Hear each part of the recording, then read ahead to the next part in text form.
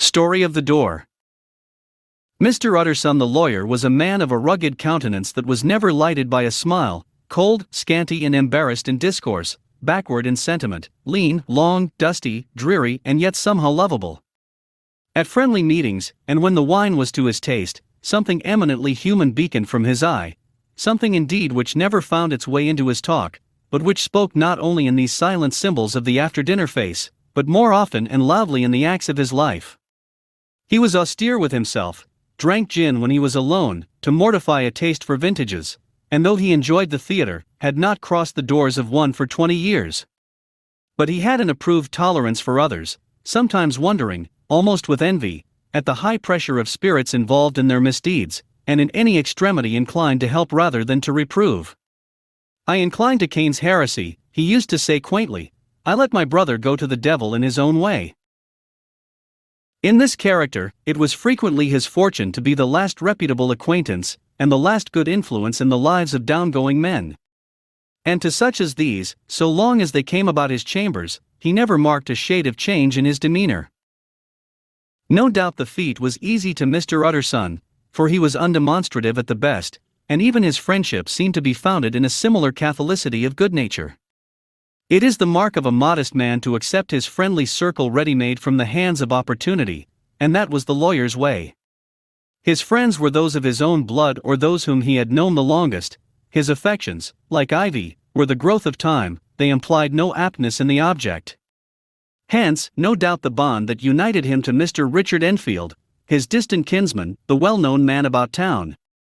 It was a nut to crack for many what these two could see in each other, or what subject they could find in common. It was reported by those who encountered them in their Sunday walks, that they said nothing, looked singularly dull, and would hail with obvious relief the appearance of a friend.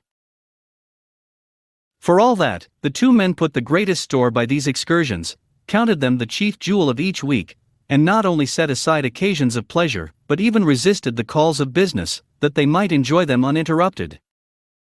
It chanced on one of these rambles that their way led them down a by-street in a busy quarter of London. The street was small and what is called quiet, but it drove a thriving trade on the weekdays. The inhabitants were all doing well, it seemed, and all emulously hoping to do better still, and laying out the surplus of their grains in coquetry, so that the shop fronts stood along that thoroughfare with an air of invitation, like rows of smiling saleswomen. Even on Sunday, when it veiled its more florid charms and lay comparatively empty of passage, the street shone out in contrast to its dingy neighborhood, like a fire in a forest, and with its freshly painted shutters, well-polished brasses, and general cleanliness and gaiety of note, instantly caught and pleased the eye of the passenger.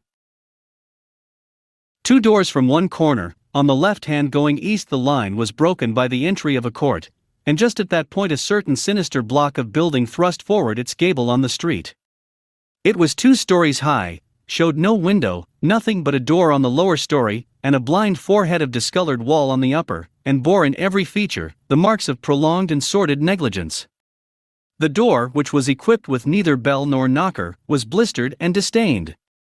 Tramps slouched into the recess and struck matches on the panels, children kept shop upon the steps, the schoolboy had tried his knife on the moldings, and for close on a generation, no one had appeared to drive away these random visitors, or to repair their ravages.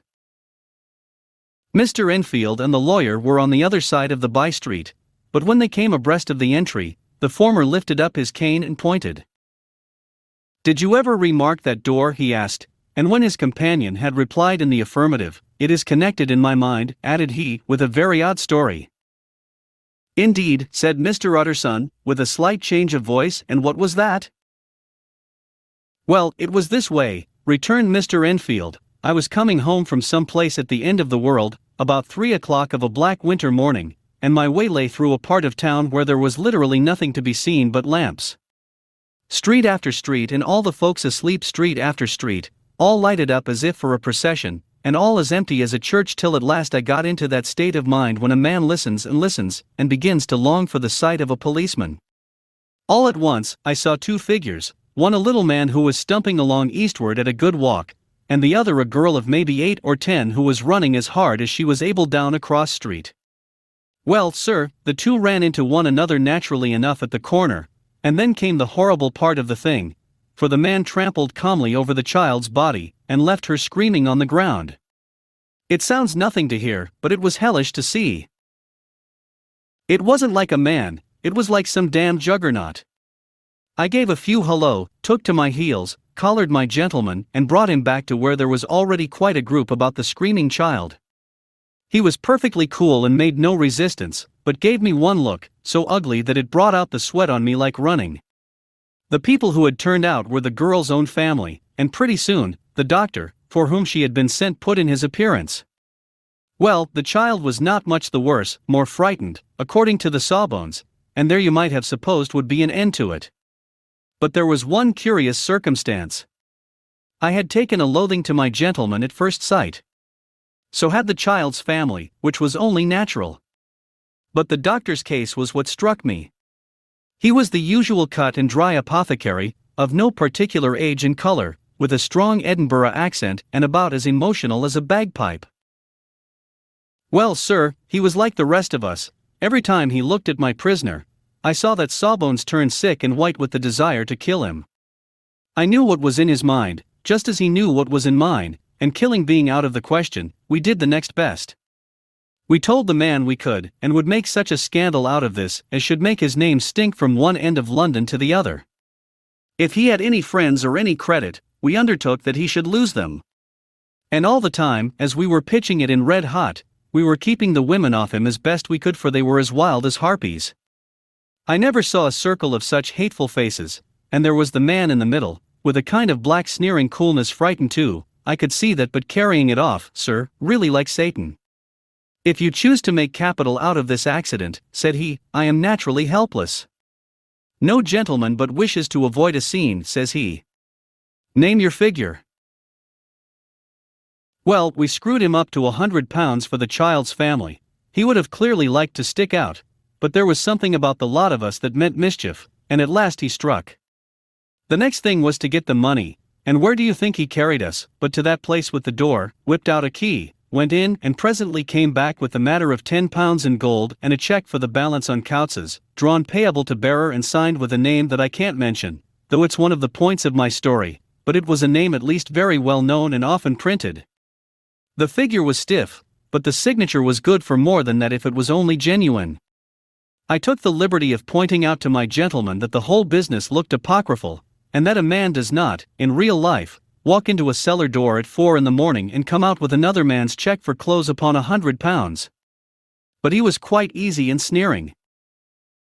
Set your mind at rest, says he, I will stay with you till the banks open and cash the cheque myself.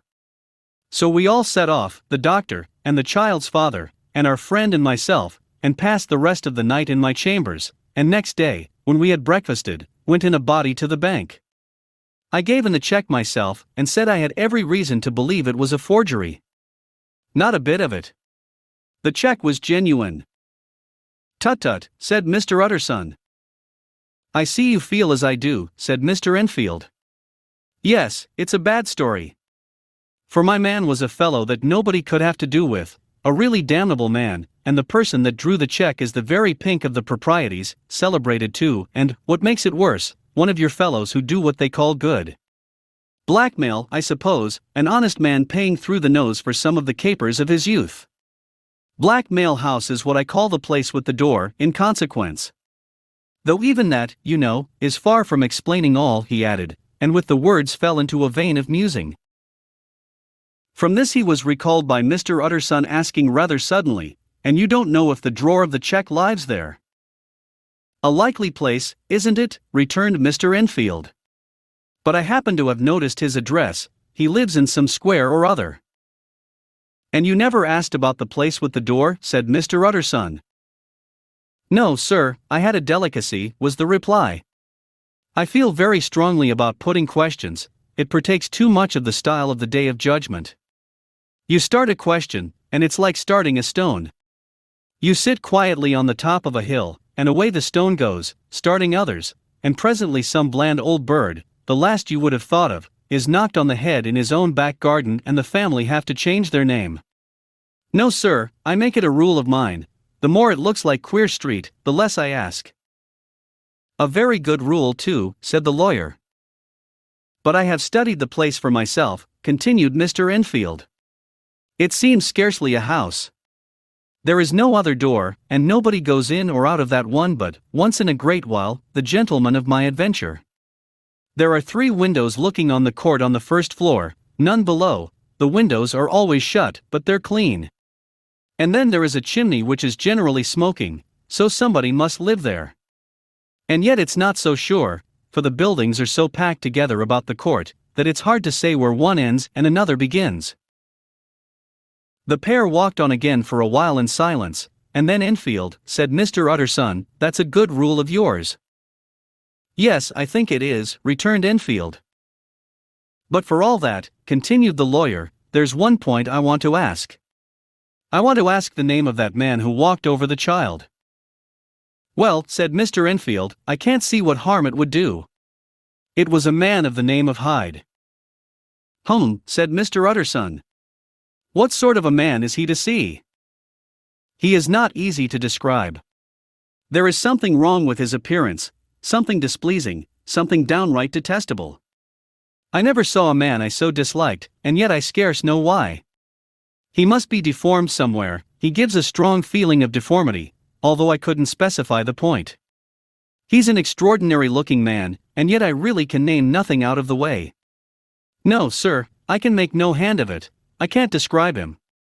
And it's not want of memory, for I declare I can see him this moment. Mr. Utterson again walked some way in silence and obviously under a weight of consideration. You are sure he used a key? He inquired at last. My dear sir, began Enfield, surprised out of himself. Yes, I know, said Utterson, I know it must seem strange. The fact is, if I do not ask you the name of the other party, it is because I know it already. You see, Richard, your tale has gone home. If you have been inexact in any point you had better correct it. I think you might have warned me, returned the other with a touch of sullenness. But I have been pedantically exact, as you call it. The fellow had a key, and what's more, he has it still. I saw him use it not a week ago. Mr. Utterson sighed deeply but said never a word, and the young man presently resumed. Here is another lesson to say nothing, said he. I am ashamed of my long tongue. Let us make a bargain never to refer to this again. With all my heart, said the lawyer. I shake hands on that, Richard. Search for Mr. Hyde. That evening Mr. Utterson came home to his bachelor house in somber spirits and sat down to dinner without relish. It was his custom of a Sunday, when this meal was over, to sit close by the fire, a volume of some dry divinity on his reading desk, until the clock of the neighboring church rang out the hour of 12, when he would go soberly and gratefully to bed. On this night, however, as soon as the cloth was taken away, he took up a candle, and went into his business room. There he opened his safe, took from the most private part of it a document endorsed on the envelope as Dr. Jekyll's will, and sat down with a clouded brow to study its contents. The will was holograph, for Mr. Utterson, though he took charge of it now that it was made, had refused to lend the least assistance in the making of it. It provided not only that, in case of the decease of Henry Jekyll, M.D., D.C.L., LL.D., F.R.S., etc., all his possessions were to pass into the hands of his friend and benefactor Edward Hyde, but that in case of Dr. Jekyll's disappearance or unexplained absence for any period exceeding 3 calendar months, the said Edward Hyde should step into the said Henry Jekyll's shoes without further delay and free from any burthen or obligation beyond the payment of a few small sums to the members of the doctor's household. This document had long been the lawyer's eyesore. It offended him both as a lawyer and as a lover of the sane and customary sides of life, to whom the fanciful was the immodest. And hitherto it was his ignorance of Mr. Hyde that had swelled his indignation. Now, by a sudden turn, it was his knowledge. It was already bad enough when the name was but a name of which he could learn no more. It was worse when it began to be clothed upon with detestable attributes, and out of the shifting, insubstantial mists that had so long baffled his eye, there leaped up the sudden, definite presentment of a fiend. I thought it was madness, he said, as he replaced the obnoxious paper in the safe, and now I begin to fear it is disgrace. With that he blew out his candle, put on a greatcoat, and set forth in the direction of Cavendish Square, that citadel of medicine, where his friend, the great Dr. Lanyon, had his house and received his crowding patients. If anyone knows, it will be Lanyon, he had thought. The solemn butler knew and welcomed him. He was subjected to no stage of delay, but ushered direct from the door to the dining room where Dr. Lanyon sat alone over his wine. This was a hearty, healthy, dapper, red-faced gentleman, with a shock of hair prematurely white, and a boisterous and decided manner. At sight of Mr. Utterson, he sprang up from his chair and welcomed him with both hands. The geniality, as was the way of the man, was somewhat theatrical to the eye, but it reposed on genuine feeling. For these two were old friends, old mates both at school and college, both thorough respecters of themselves and of each other, and what does not always follow, men who thoroughly enjoyed each other's company. After a little rambling talk, the lawyer led up to the subject which so disagreeably preoccupied his mind. "I suppose, Lanyon," said he, "you and I must be the two oldest friends that Henry Jekyll has?" "I wish the friends were younger," chuckled Dr. Lanyon. "But I suppose we are." "And what of that? I see little of him now." "Indeed," said Utterson. "I thought you had a bond of common interest." "We had," was the reply. "But it is more than 10 years since Henry Jekyll became too fanciful for me.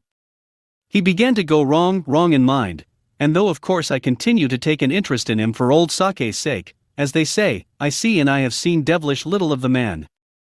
Such unscientific balderdash," added the doctor, flushing suddenly purple, "would have estranged Damon and Pythias." This little spirit of temper was somewhat of a relief to Mr. Utterson. They have only differed on some point of science, he thought, and being a man of no scientific passions, except in the matter of conveyancing, he even added, "It is nothing worse than that."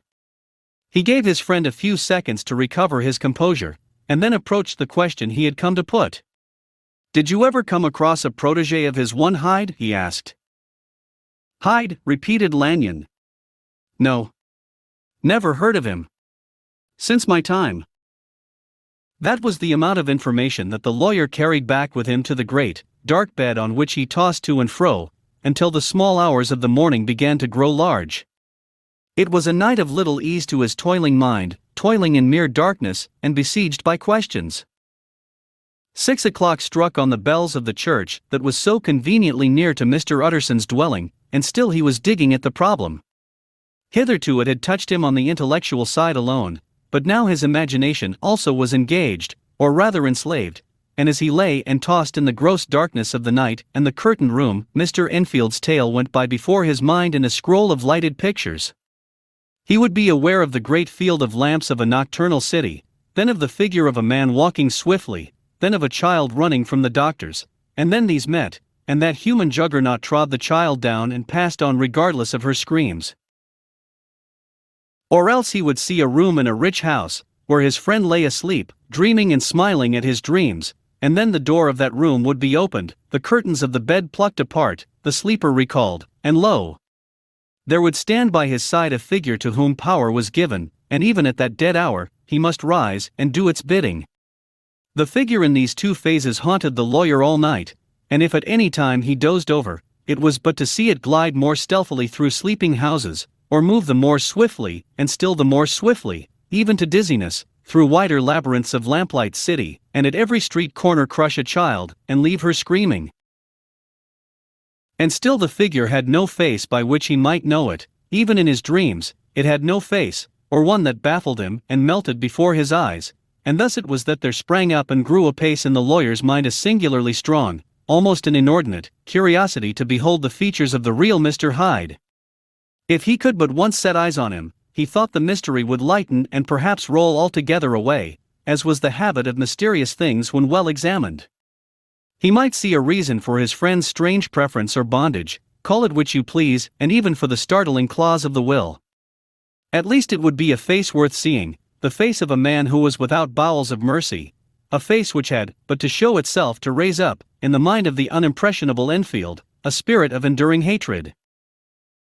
From that time forward, Mr. Utterson began to haunt the door in the by-street of shops. In the morning before office hours, at noon when business was plenty and time scarce, at night under the face of the fogged city moon, by all lights and at all hours of solitude or concourse, the lawyer was to be found on his chosen post. If he be Mr. Hyde, he had thought, I shall be Mr. Seek. And at last his patience was rewarded. It was a fine dry night, frost in the air, the streets as clean as a ballroom floor, the lamps, unshaken by any wind, drawing a regular pattern of light and shadow. By 10 o'clock, when the shops were closed, the by-street was very solitary and, in spite of the low growl of London from all round, very silent. Small sounds carried far, domestic sounds out of the houses were clearly audible on either side of the roadway, and the rumor of the approach of any passenger preceded him by a long time. Mr. Utterson had been some minutes at his post, when he was aware of an odd light footstep drawing near. In the course of his nightly patrols, he had long grown accustomed to the quaint effect with which the footfalls of a single person, while he is still a great way off, suddenly spring out distinct from the vast hum and clatter of the city. Yet his attention had never before been so sharply and decisively arrested, and it was with a strong, superstitious prevision of success that he withdrew into the entry of the court. The steps drew swiftly nearer, and swelled out suddenly louder as they turned the end of the street. The lawyer, looking forth from the entry, could soon see what manner of man he had to deal with. He was small and very plainly dressed, and the look of him, even at that distance, went somehow strongly against the watcher's inclination. But he made straight for the door, crossing the roadway to save time, and as he came, he drew a key from his pocket like one approaching home. Mr. Utterson stepped out and touched him on the shoulder as he passed. Mr. Hyde, I think? Mr. Hyde shrank back with a hissing intake of the breath. But his fear was only momentary, and though he did not look the lawyer in the face, he answered coolly enough, That is my name. What do you want? I see you are going in, returned the lawyer. I am an old friend of Dr. Jekyll's, Mr. Utterson of Gaunt Street. You must have heard of my name, and meeting you so conveniently, I thought you might admit me. You will not find Dr. Jekyll, he is from home, replied Mr. Hyde, blowing in the key. And then suddenly, but still without looking up, How did you know me? He asked. On your side, said Mr. Utterson. Will you do me a favor? With pleasure, replied the other. What shall it be? Will you let me see your face? Asked the lawyer.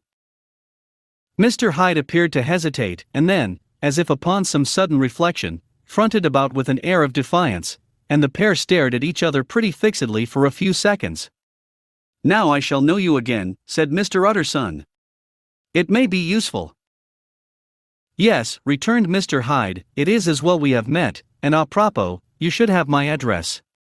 And he gave a number of a street in Soho. Good God, thought Mr. Utterson, can he too have been thinking of the will? But he kept his feelings to himself and only grunted in acknowledgement of the address.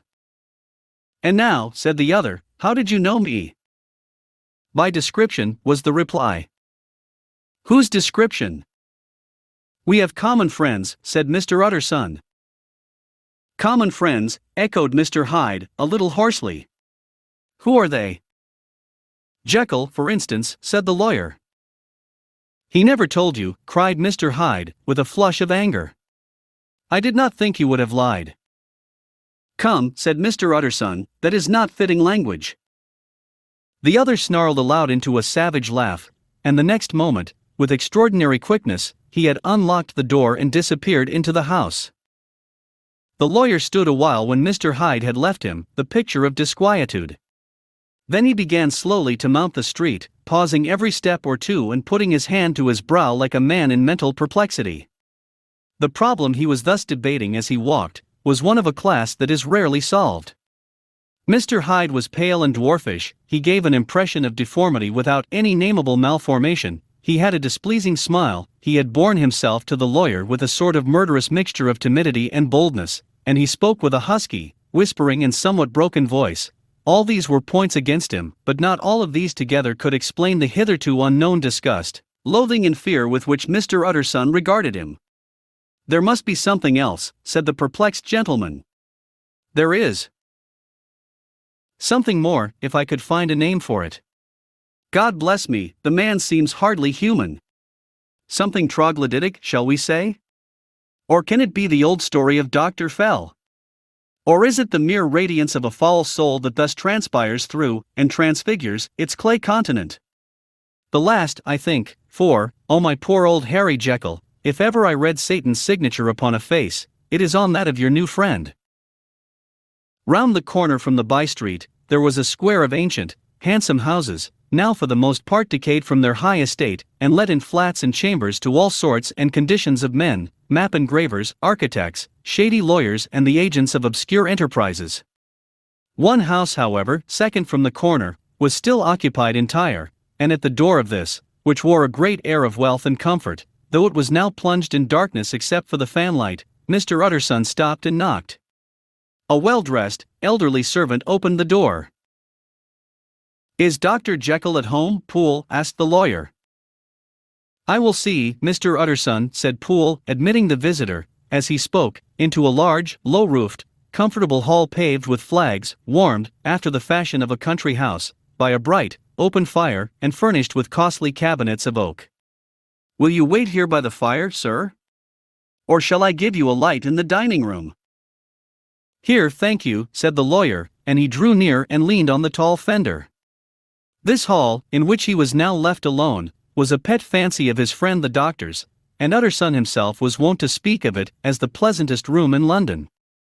But tonight there was a shudder in his blood, the face of Hyde sat heavy on his memory, he felt, what was rare with him, a nausea and distaste of life, and in the gloom of his spirits, he seemed to read a menace in the flickering of the firelight on the polished cabinets and the uneasy starting of the shadow on the roof. He was ashamed of his relief when Poole presently returned to announce that Dr. Jekyll was gone out. "I saw Mr. Hyde go in by the old dissecting room, Poole," he said. "Is that right, when Dr. Jekyll is from home?" "Quite right, Mr. Utterson, sir," replied the servant. "Mr. Hyde has a key." "Your master seems to repose a great deal of trust in that young man, Poole," resumed the other musingly. "Yes, sir, he does indeed," said Poole. "We have all orders to obey him." "I do not think I ever met Mr. Hyde?" asked Utterson. "Oh dear no, sir. He never dines here," replied the butler. "Indeed we see very little of him on this side of the house. He mostly comes and goes by the laboratory." "Well, good night, Poole." "Good night, Mr. Utterson." And the lawyer set out homeward with a very heavy heart. "Poor Harry Jekyll," he thought, "my mind misgives me he is in deep waters. He was wild when he was young, a long while ago to be sure, but in the law of God, there is no statute of limitations. It must be that, the ghost of some old sin, the cancer of some concealed disgrace, punishment coming, P.D. Clotto. Years after memory has forgotten and self-love condoned the fault." And the lawyer, scared by the thought, brooded a while on his own past, groping in all the corners of memory, lest by chance some jack-in-the-box of an old iniquity should leap to light there. His past was fairly blameless, few men could read the rolls of their life with less apprehension, yet he was humbled to the dust by the many ill things he had done, and raised up again into a sober and fearful gratitude by the many he had come so near to doing yet avoided. And then by a return on his former subject, he conceived a spark of hope. This Master Hyde, if he were studied, thought he, must have secrets of his own, black secrets, by the look of him, secrets compared to which poor Jekyll's worst would be like sunshine. Things cannot continue as they are. It turns me cold to think of this creature stealing like a thief to Harry's bedside. Poor Harry, what awakening! And the danger of it, for if this Hyde suspects the existence of the will, he may grow impatient to inherit. I must put my shoulders to the wheel if Jekyll will but let me," he added, "if Jekyll will only let me." For once more he saw before his mind's eye, as clear as transparency, the strange clauses of the will. Dr. Jekyll was quite at ease. A fortnight later, by excellent good fortune, the doctor gave one of his pleasant dinners to some 5 or 6 old cronies, all intelligent, reputable men and all judges of good wine, and Mr. Utterson so contrived that he remained behind after the others had departed. This was no new arrangement but a thing that had befallen many scores of times. Where Utterson was liked, he was liked well. Hosts loved to detain the dry lawyer, when the light-hearted and loose-tongued had already their foot on the threshold. They liked to sit a while in his unobtrusive company, practicing for solitude, sobering their minds in the man's rich silence after the expanse and strain of gaiety. To this rule, Dr. Jekyll was no exception, and as he now sat on the opposite side of the fire, a large, well-made, smooth-faced man of 50, with something of a slyish cast perhaps, but every mark of capacity and kindness you could see by his looks that he cherished for Mr. Utterson a sincere and warm affection. "I have been wanting to speak to you, Jekyll," began the latter. "You know that will of yours?" A close observer might have gathered that the topic was distasteful, but the doctor carried it off gaily. "My poor Utterson," said he, "you are unfortunate in such a client. I never saw a man so distressed as you were by my will, unless it were that hidebound pedant, Lanyon, at what he called my scientific heresies. Oh, I know he's a good fellow, you needn't frown, an excellent fellow, and I always mean to see more of him, but a hidebound pedant for all that, an ignorant, blatant pedant. I was never more disappointed in any man than Lanyon." "You know I never approved of it," pursued Utterson, ruthlessly disregarding the fresh topic. "My will?" "Yes, certainly, I know that," said the doctor, a trifle sharply. "You have told me so." "Well, I tell you so again," continued the lawyer. "I have been learning something of young Hyde." The large handsome face of Dr. Jekyll grew pale to the very lips, and there came a blackness about his eyes. "I do not care to hear more," said he. "This is a matter I thought we had agreed to drop." "What I heard was abominable," said Utterson. "It can make no change." "You do not understand my position," returned the doctor, with a certain incoherency of manner. "I am painfully situated, Utterson. My position is a very strange one. It is one of those affairs that cannot be mended by talking." "Jekyll," said Utterson, "you know me, I am a man to be trusted. Make a clean breast of this in confidence, and I make no doubt I can get you out of it." "My good Utterson," said the doctor, "this is very good of you, this is downright good of you, and I cannot find words to thank you in. I believe you fully, I would trust you before any man alive, before myself, if I could make the choice, but indeed it isn't what you fancy, it is not as bad as that, and just to put your good heart at rest, I will tell you one thing, the moment I choose, I can be rid of Mr. Hyde. I give you my hand upon that, and I thank you again and again, and I will just add one little word, Utterson, that I'm sure you'll take in good part. This is a private matter, and I beg of you to let it sleep." Utterson reflected a little, looking in the fire. "I have no doubt you are perfectly right," he said at last, getting to his feet. "Well, but since we have touched upon this business, and for the last time I hope," continued the doctor, "there is one point I should like you to understand. I have really a very great interest in poor Hyde. I know you have seen him, he told me so, and I fear he was rude. But I do sincerely take a very great interest in that young man, and if I am taken away, Utterson, I wish you to promise me that you will bear with him and get his rights for him. I think you would, if you knew all, and it would be a weight off my mind if you would promise." "I can't pretend that I shall ever like him," said the lawyer.